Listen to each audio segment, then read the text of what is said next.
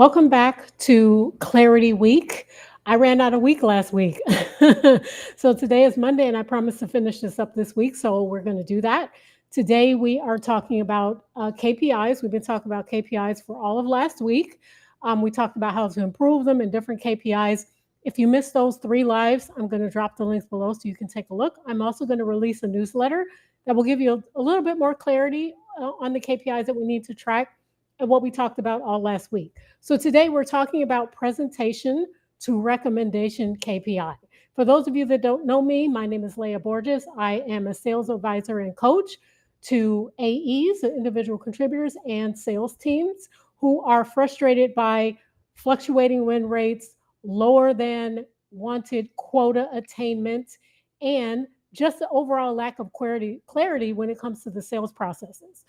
The AEs and the sales teams that I've worked with personally over the last year have been able to increase their close rate by about 25 to 30% on average within the first 90 days. And within about 5 minutes of watching a recorded demo call, a presentation, or something, I can give you 3 to 4 things that can fix those demos, fix the presentations and discovery calls, and make you more effective within the first 3 to 4 minutes. So if that's something you're interested in, please DM me. Let's have that conversation. Okay, so let's get right into it. Let's get into the presentation and recommendation KPI. So today's lesson is going to focus on what that KPI measures, why it matters, and it's going to help you fix the leaks in your process and what you're doing before you kill your quota. Before you get to the end of the month or the end of the quarter and realize, oops, I need to go back and fix these things. Otherwise, I'm not going to make my quota. And if you're making quota, chances are you're leaving money on the table. So this lesson is going to help you be able to up-level your discovery, your presentation skills, make that KPI better so that you can attain even more quota. You can get the revenue up where it needs to be, and you can stop leaving money on the table. So, and that's what all AEs want, right? That's what all sales teams want. So let's go to the next. The objective of today is to know how to track, interpret, and adjust this KPIs like a pro. So you're not going to be guessing at the end of the quarter. You're not going to be wondering. You're not going to get to the end of the quarter, end of the month, end of the year, and be like, oops, I didn't make my quota. I wonder why not. This lesson is going to help you get to all of this with absolute clarity. So this is, why is your pipeline not converting? There are many, many reasons why the pipeline is not converting. I won't go through all of these because there's no time. And I went through these last week. So let's just look at a few of these. You have a fluff pipeline. You have a pipeline that's stalled, that's clogged up with garbage, that's never going to convert, shouldn't have been in there in the first place. Your pipeline is shallow. You don't have enough coming into the top of the funnel or the mid funnel. And real AEs that are really attaining their quota, they're crushing their quota, they're doing all the things they need to do, have real solid pipeline and deals that have a very good chance of converting. So you can look at this at your leisure. Give me a DM if you want me to send you this chart. So what is the demo to proposal KPI? Let's define that. It's the percentage of demos or presentations, in other words, outside of tech, that move to a proposal or a recommendation. An example of this, very short and simple breakdown of what this demo to proposal KPI is. It's 10 presentations. If you have done 10 presentations, it's going to lead to 4 proposals, which is a 40% conversion rate. That's very simple and easy. So we're using the round number of 10. And just a side note about proposals. So I have taken to calling proposals a recommendation. Why? Because I have found that it sets us up as trusted advisors as opposed to simply salespeople. If we are consulting with a client, like just say you're a consultant, because that's what you really are. If you're a seller, if you're an AE, you're very experienced, you want to be that advisor for the client. When they ask you about something, you're going to give them what their recommendations are based on what you know about their business, what you know about what you do, and what's best going to help them. So we're giving them a recommendation, not just simply a proposal. So I highly recommend that you start calling it a recommendation versus a proposal. The optics are just better psychologically. It feels different. So just try it out and see if this terminology works for you.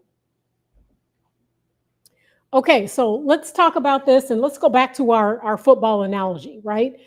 That we did in the last week and the last few days of the week. If we think about our business or our quota or our opportunities, we're thinking about it in terms of a football field, right? Everything that we do either gets us closer to the end zone, i.e., a closed won deal, or further away from the end zone, i.e., a closed loss deal for whatever reason. So, some of the analogy that we can make is when we go forward and we talk about this specific KPIs and KPIs in general, is there's a couple different things that signify that you need to change what you're doing, change the tactics, change the plays, etc. If you're stuck at the 40-yard line all the time, then you're doing something wrong. If you are consistently getting penalties and you are falling back, you're getting penalties, meaning you're moving further away from the end zone, something's happening, something's wrong. Okay, so this is how we want to think about what we do on a day-to-day basis. We're business people helping other business people, but at the end of the day, we want to help ourselves and we want to help our customer get to the end zone, which is make a touchdown, which is a closed won deal, and something that's going to help your buyer up level their business. So either enhance their profits or cut their costs, one of those two things. That's what we do in consultative selling as trusted advisors. Okay, so why does this KPI matter? There's a couple different reasons. One is measuring your effectiveness. So, are your presentations creating buyer commitment? So, when you do your presentation, are they saying, yes, let's go to a proposal? Or are they saying, I need to think about it? This is not really what I wanted. Do they have like 10 questions, right? So, are your presentations and the way that you're doing them and framing them creating buyer commitment? It can also reveal some gaps in either your discovery or your messaging. And remember, we talked about last week that deals are won and lost in discovery, like 100%. Obviously, after you do a really great discovery, there's things you need to do, but the base of it, the foundation of it, is going to be solidified through discovery. And your messaging goes along with that. So, is your messaging letting the client know exactly how you can help them and what you've done in the past? Like these are some of the things to think about. Did you uncover in your discovery a problem big enough? Okay. So when we're in discovery, we're thinking about our buyers' problems. Have we quantified all of it? Is it 3 to 4 times the price of our solution? Right. So is the problem that they have is it 3 to 4 times what our solution would cost? Because if we're presenting a solution that costs $10,000 and their problem is a $10,000 problem or a $7,000 problem, that gap is not big enough for them to commit to something. So then we need to go back, we need to redo the numbers, requantify, we need to do, there's something that we missed in our discovery call. So did you uncover a problem that's big enough?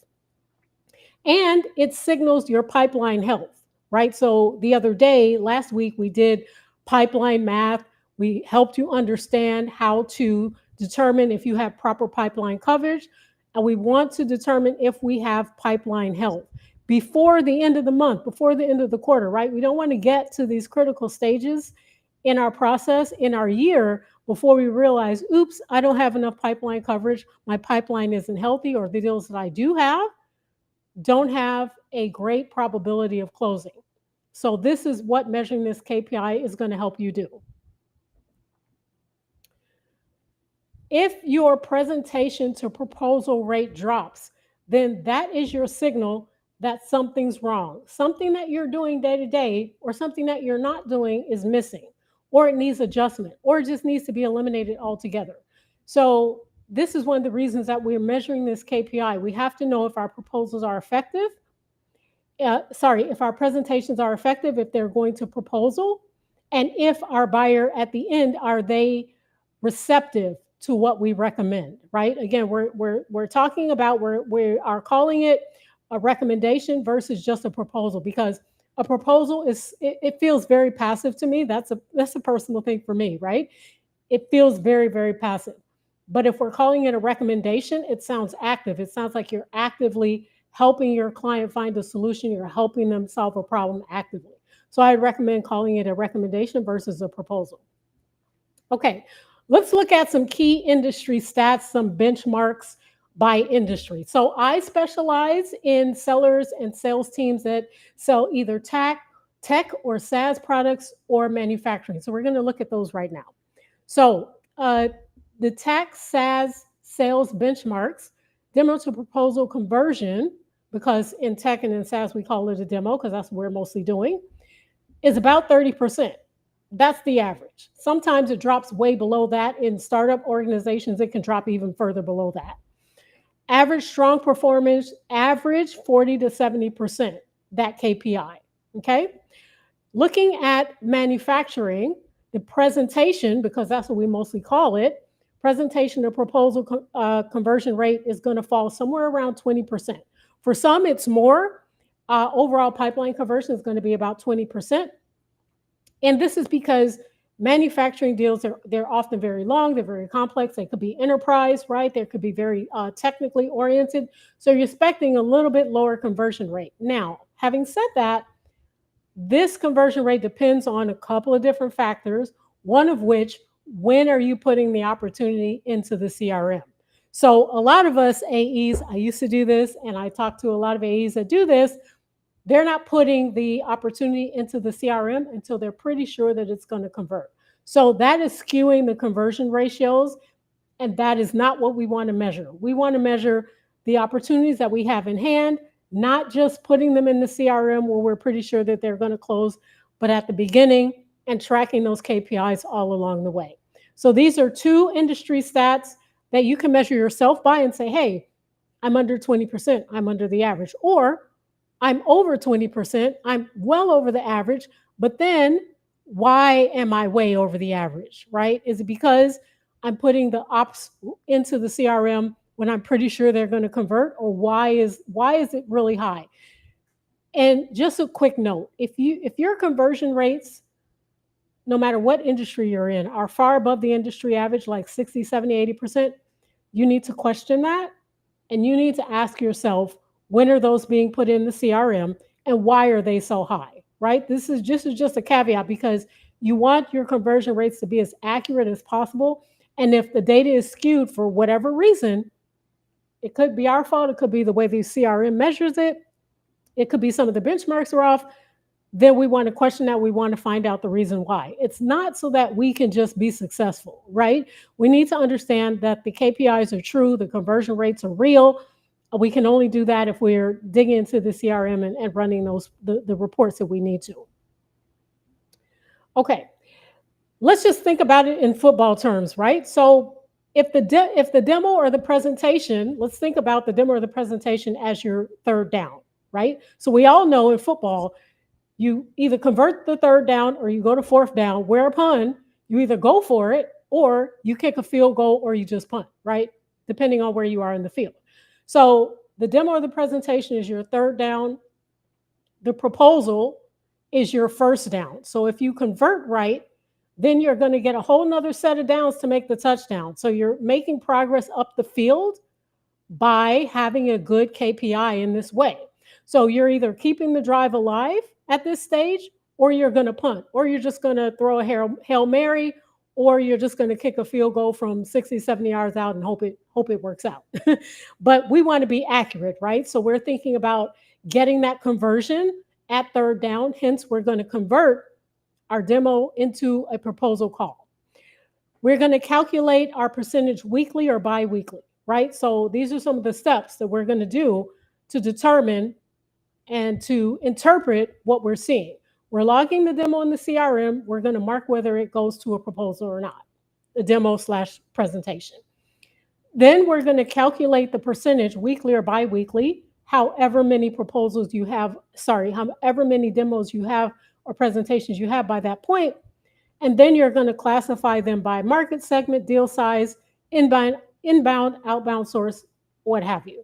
So this is how you're going to interpret it. And what you're looking for is you're looking for trends like a slipping conversion rate, like your demo quality going down, like your discovery quality KPI slipping.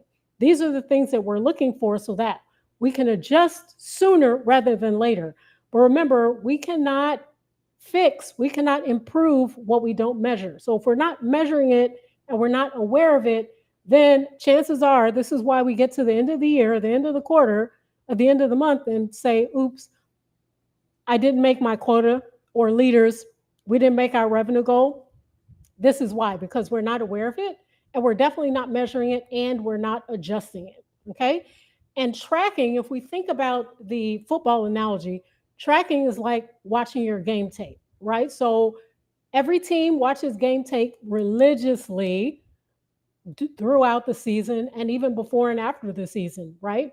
So we're looking at the scoreboard. We see the scoreboard is 7-0 or 14-0, something like that. The scoreboard tells you overall what's going on, but the game tape is going to show you why. It's going to show you why things are the way they are, so that you can fix it, so that you can review, you can go back, and you can adjust. You can adjust your plays, adjust the yardage, etc. So that's a big reason why we want to look for trends and we want to track this KPI, because it's going to help us with those things. How to interpret and fix this KPI. So, number one, you want to determine, are your presentations too product heavy? So, are you talking about all about your product the whole time? Are you talking about the features, the benefits, et cetera, everything that puts buyers to sleep? Or are you talking about what really matters to them? Have you linked this to what they told you in the discovery call? Okay. Are you presenting too quick? So, do you have all the data that you need to link your demo to what they said was important to them, to link the presentation to what they said was important to them? Are you solving problems? And this is one of the big areas. We don't just want to do a presentation for presentation's sake. And when we're in the presentation, I like to say, and I told this to a client I was working with the other day, the demo and the presentation is not a product tour. It isn't. We're linking what we're showing them to their priorities and the problems that they need fixed. That is what it is. It's not a product tour. We're not showing them everything so we can put them to sleep. We're showing them what's important to them so that they remain engaged, we have their attention, and we show them that we are consultative and we are solving their problems, okay? And also, are we positioning our product, solution, or service as a need to have versus a nice to have? So are they leaving your demo or presentation like, oh, that was really cool. They had a lot of cool features. They had the red button inside the platform. Or are they saying, I need to have that today because that's going to solve this problem that we've been struggling with for literally months? These are some of the things that you want to ask yourself to interpret that KPI or fix it if it's going in the right direction or even if it's stagnant, right? So these are some of the three things that we want to take a look at.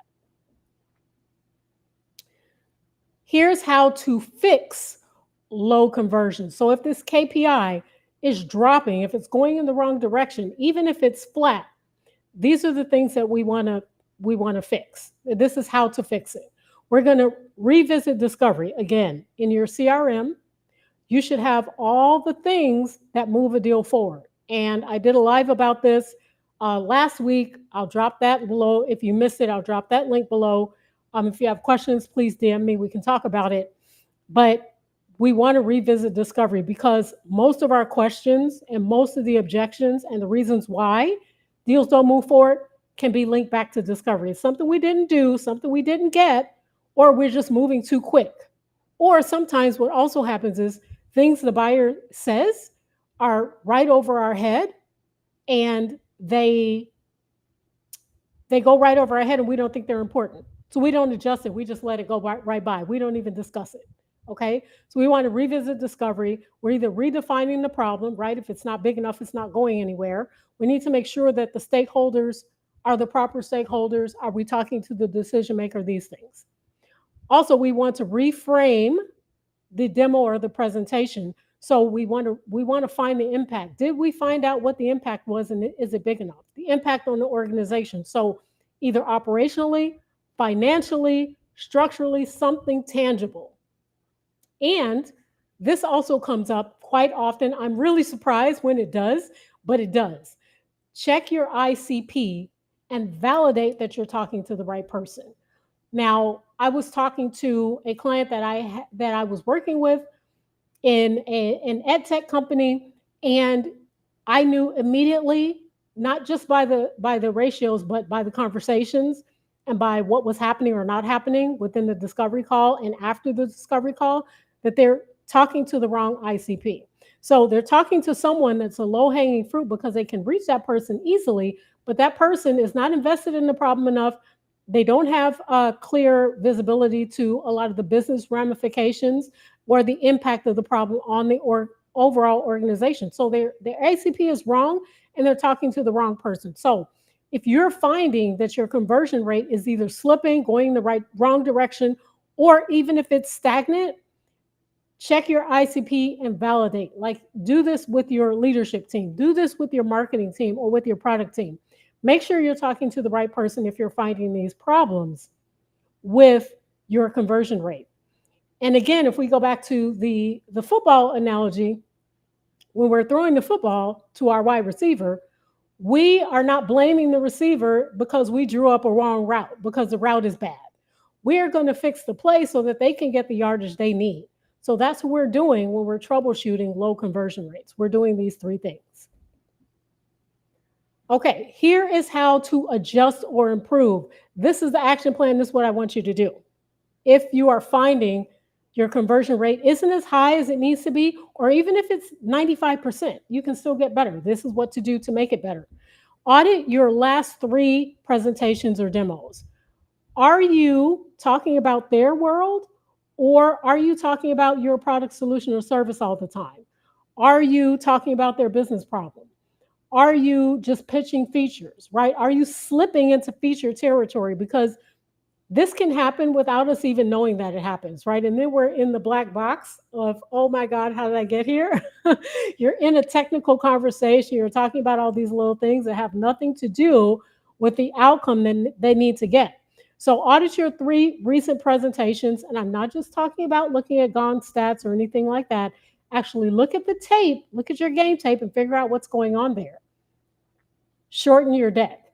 Some of you have 50 slide decks or decks where you're not using all the slides because they're not relevant, or you are using all the slides and a lot of them are not relevant and you're putting your buyer to sleep because it has no relevance to what they need to be fixed, right? So they're checking out mentally, they are forgetting easily, and you sound like the other 15 sellers they just talked to, right? And now also keep in mind that when you are doing a presentation or you're doing a demo, that likely your buyer has done a demo with at least 10 other sellers before you.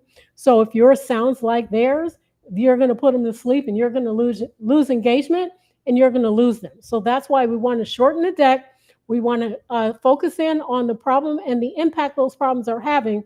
We want to get agreement on those, and that will help you move the ball forward, not features, right? Not like the piddly stuff, not like the 1 yard that I missed because I slipped on the turf or something. Okay. We want to align with buyer metrics, so what matters to them, and we're going to ask for little micro commitments along the way. Would you love to see a POC? Would you love to see how this will work in your environment, right? These are the types of things that are going to push the deal forward, whether they need to talk to a sales engineer a little bit later, you need to bring somebody else in, somebody on the product team or what have you. Ask for those micro commitments along the way while you're doing this. So that will help you adjust and improve. And just a quick note on improvement. So unfortunately, we have been told to emphasize or to prioritize quantity over quality. Well, in this area, when we're talking about our KPIs, improvement doesn't come from doing more. It comes from converting more. So if you want to make that mindset switch to doing more, to converting more, then it's going to change the way you approach your demo and presentation. And you're going to turn into a problem solver and an advisor. And you're going to have a whole different mindset of how you go about it. And I promise you, when you start focusing in on your business in this way, and you start really focusing in on what's important to the buyer, your pipeline will change, the quality will change, your outcomes will change, your objectives will change, and that's when the entire thing starts turning around. And that's when you become more effective, not by just doing more, because busy is just busy work, right? And I don't know about you, but putting together a proposal takes a lot of time. and you don't want to be sucked into doing 20 proposals, or sorry, 20 demos, when only 2 of those is going to convert because the quality is poor, right? So just keep that in mind. Okay, so here is your action plan for this week, along with what I just said. You're going to calculate your presentation to recommendation KPI. So you're going to calculate that percentage from the past 4 weeks. So you're going to take the number of presentations that you did that converted to proposals, and you're going to come up with that percentage. You're going to look at those, and anything that's problematic, you're going to spot the trends. You're going to look at your game tape, meaning you're going to look at the calls. You're going to look at what you're actually saying. You're going to look at the problem that you were trying to solve for the buyer. You're going to look at what's important to the buyer, and you're going to make those adjustments. You're going to spot trends. So, for example, if you did 10 presentations in the last week, let's just say 10, and only 5 of those or only 4 of those converted, you're going to look at the other 6, and you're going to look at what's missing and what you can improve. And you'll likely spot trends like, hey, I did the discovery way too fast on these other 6, and I didn't get to the business problem, or the business problem wasn't big enough. Something along those lines. You're looking for trends. You're spotting trends, okay? Then I want you to, after you have that number, I want you to track your presentation to recommendation KPI this week. Starting today, because today is Monday, and if your day is over, you can still start, right? How many presentations did you do today? How many of those are going to a recommendation or a proposal? So you can still count those. So you are going to track your presentation to recommendation KPI this week, and at the end of the week, you're going to see how those 2 numbers match up. So this week, compared to the last 4 weeks, what does that number look like? Is it going the right direction? Is it going down the wrong direction? Or is it stagnant? And you're looking for the trends. You're looking for what's missing. You're looking for who's missing. Did I reach the decision maker? Do I understand the problems? Do I understand how many decision makers are in this buy cycle? Do I understand what their priorities are? Do I understand what moves them emotionally? Do I understand what is going to create motivation for them? Remember from last week, 85% of all buying decisions are made emotionally. So we can have presented all the facts, figures, just the facts, ma'am, all the yardage and everything like that. But if we haven't touched that emotional piece and we don't understand what's in it for them, what's at stake for them, what do they have risk for, and what's going to cause them to say yes to this, if we miss that emotional piece, then it's akin to fumbling the ball on the 3-yard line, right? You're going to have to start all over, and missing that piece means more of a loss than anything else that you could have missed, right? That's just the way it works. 85% of all buying decisions are made emotionally, no matter if it's a technical product or non-technical product, or even a transactional product that you said, oh, I don't have any long, complex sales cycles. Therefore, it's just transactional. I can just sell the thing. No, because you're still dealing with the emotional piece. That 85% stat applies across the board. So we need to account for that, and we need to address that. And always look for indicators that you need to adjust, right? So the trends over time, what does the KPI look like? How can I improve it? How can I make it better? And lastly, depth over activity. So again, quality over quantity. I will take doing 5 presentations or 5 demos that are going to convert to recommendation versus doing 10 where only 2 or 1 converts all day long, every day. So depth over activity always. So that is what I have for you today. This KPI is super important to track. It's the demo/presentation to recommendation KPI. It's your 3rd down. Are you going to convert? Are you going to give yourself an extra set of downs to go all the way to the touchdown? So this is what I have today. Track this KPI. Tune in next week. Tune in tomorrow, where we're going to talk about leading and lagging indicators. We're going to put it all together to know the activity that you need to do to get to your outcome, which is your quota, which is your revenue goal, which is the number of closed deals you do every week, every month, every quarter, or so forth. And if you have any questions about this, or you want to talk about one-to-one coaching, because this is what I do. I have a couple of spots left before the end of the month, end of the year. Again, this is not marketing speak, because I work one-to-one with clients and I work very deep with them. So it's not like I can work with even three people at once. So if you're interested in that, DM me. If you're a sales leader and you want to talk about coaching your team, please DM me as well. And I will drop the link to the past lives below, and I will see you later. Happy selling, and thank you for being here. And I hope this is